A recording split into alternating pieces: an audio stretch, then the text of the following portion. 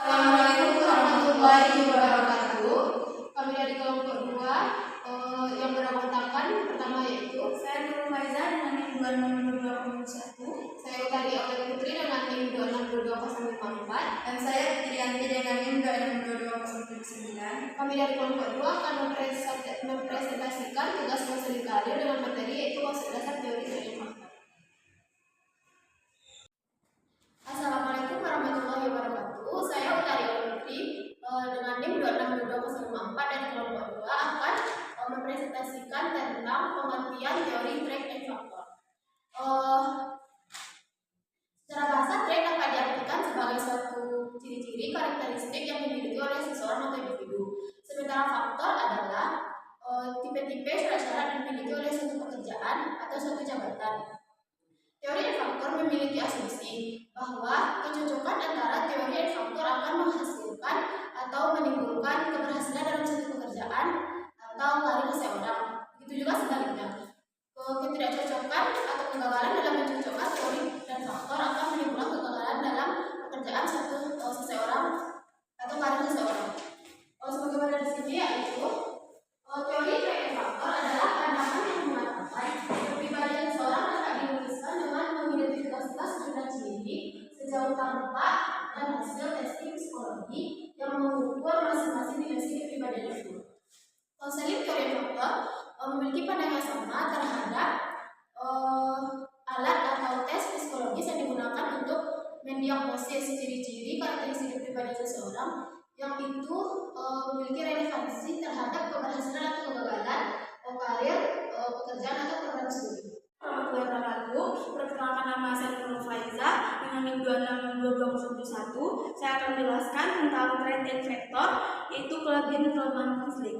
Baiklah, saya akan menjelaskan terlebih dahulu tentang kelebihannya. Yang pertama itu adalah teori ciri dan sifat, yaitu menerapkan pendekatan ilmiah pada konseling. Yang kedua, penekanan pada penggunaan data teks objektif, membawa kepada upaya perbaikan dalam pengembangan tes dalam penggunaannya serta perbaikan dalam pengumpulan datanya.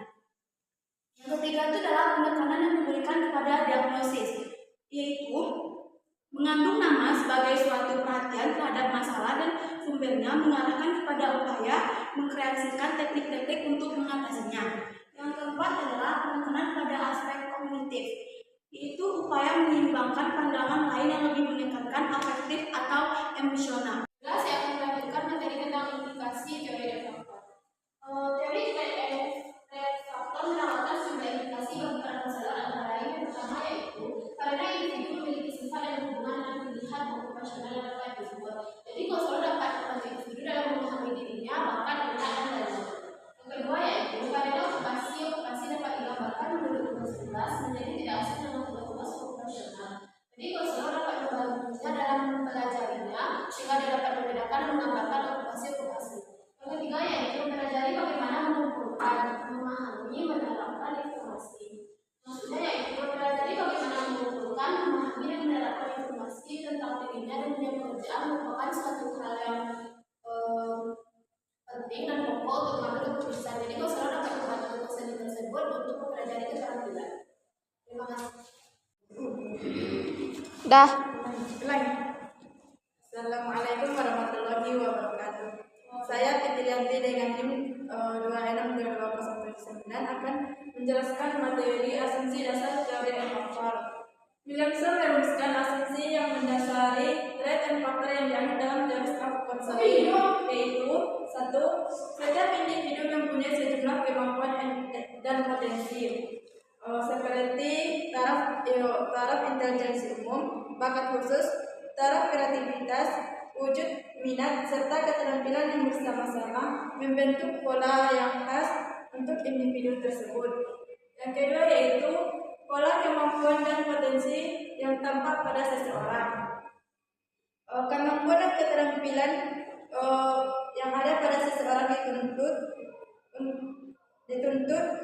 di berbagai bidang pekerjaan. Yang ketiga yaitu kurikulum sekolah yang berbeda akan menuntut kapasitas dan minat yang berbeda. Dengan kata lain, Individu akan belajar dengan lebih mudah dan efektif apabila potensi dan bakatnya sesuai dengan tuntutan kurikulum. Yang keempat, yaitu setiap individu mampu berkeinginan dan berkecenderungan untuk mengenal dirinya sendiri, serta memanfaatkan pemahaman diri itu dengan berpikir baik-baik. Selanjutnya, asumsi pokok yang mendasari teori konseling, trait and faktor. Asumsi pokok didasari karena setiap individu itu sebagai suatu pola kecakapan dan kemampuan yang terorganisasikan dengan unik. Karena kemampuan kualitasnya relatif stabil setelah remaja, maka tes objektif dapat digunakan untuk mengidentifikasikan karakteristik tersebut. Yang kedua yaitu pola-pola kepribadian dan minat berkorelasi dengan perilaku kerja tertentu. Oleh karena itu, maka identifikasi karakteristik para pekerja yang berhasil merupakan suatu informasi yang berguna dalam membentuk individu memilih karir. 3. Kurikulum yang sudah berbeda akan menuntut kapasitas dan minat yang berbeda. Hal ini dapat ditentukan individu akan belajar dengan lebih mudah dan efektif apabila potensi dan bakatnya sesuai dengan tuntutan kurikulum tersebut. Yang keempat, baik siswa maupun konselor hendaknya mendiagnosa potensi siswa. Untuk mengawali diagnosis ini dapat dijadikan dasar memprogram proses belajar mengajar. Selanjutnya, setiap orang mempunyai kecakapan dan keinginan. Kecakapan dan keinginan untuk mengidentifikasi secara kognitif kemampuannya sendiri. Cukup sekian penjelasan dari saya.